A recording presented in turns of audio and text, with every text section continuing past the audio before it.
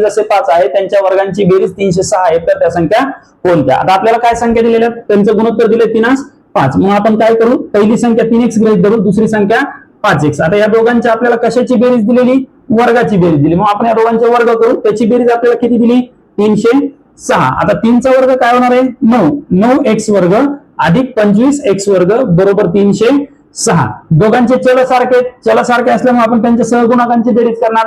25 अधिक 9 किती झाले, 34. म्हणून 34x वर्ग बरोबर काय आलं, 306. तर x वर्ग बरोबर 306 भागिले 34. मग आता याला आपण काय करणार, सारख्या संख्येने भाग देणार. बघा, बे एक बे, बे सती 14, बे एक बे, उरला 1, बे पंचे 10, उरला 0, बे त्रिक 6, 17 1 17, 17 9 53. म्हणजे x वर्ग बरोबर काय उरलं, 9. तर x बरोबर काय असेल, 3. आता x ची किंमत 3 मिळाली, प्रश्न विचारला त्या संख्यांची बेरीज किती. डायरेक्ट गुणोत्तराची बेरीज करा, 3 अधिक 5, आणि ह्याला आपल्या जे काही उत्तर आलं होतं x त्यांनी गुणून घ्या.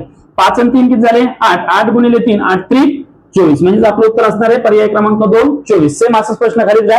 या प्रश्नाचं उत्तर काय असेल, येथे सांगायचं. जय हिंद.